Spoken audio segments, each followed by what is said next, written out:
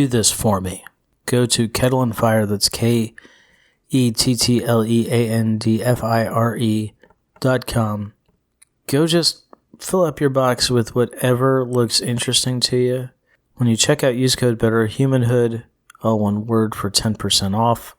Everything's delicious that I've tried. My favorite is the Chipotle beef bone broth. It'll help you with your workout recovery. It'll help with intermittent fasting. And gosh darn, it's cold outside.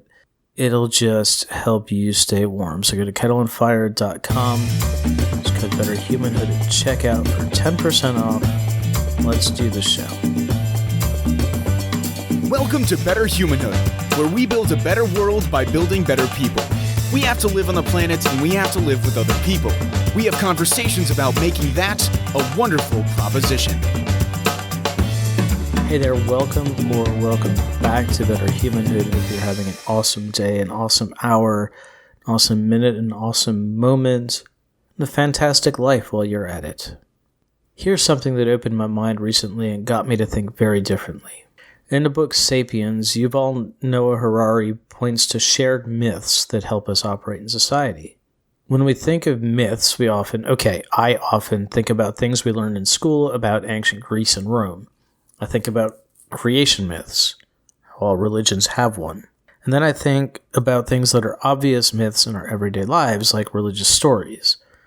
I know that this will offend some, but even as someone who ascribes to a faith, I know that stories that bind our faiths together, like Adam and Eve, Sodom and Gomorrah, the Tower of Babel, even the Great Flood, which is present in some form in almost every faith, stretches back across time. Those are all myths. But beyond religions, we actually agree on some myths that help society thrive.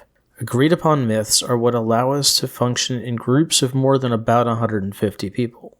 National, state, and city boundaries are myths, so are codes of laws. So are sports, fashion, civic organizations, businesses, and intellectual property. Real property, too, as long as we're talking about property.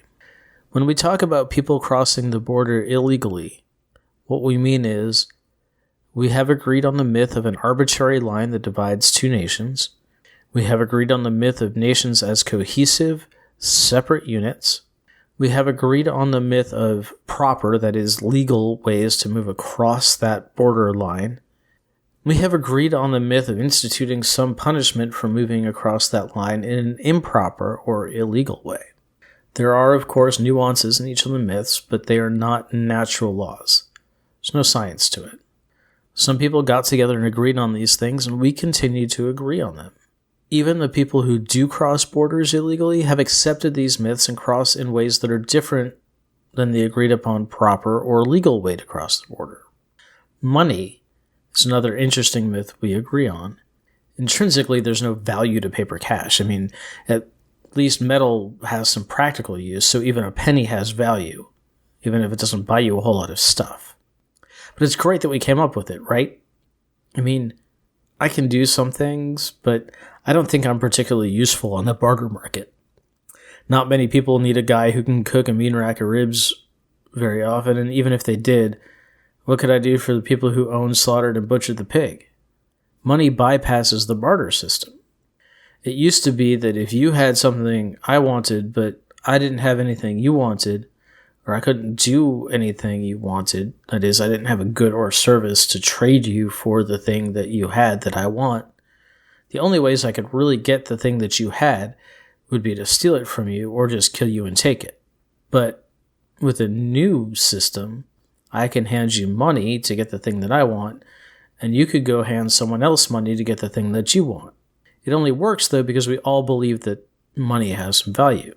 If I had a painting I really valued and I didn't think money had as much value as the painting, you'd have a hard time getting the painting from me.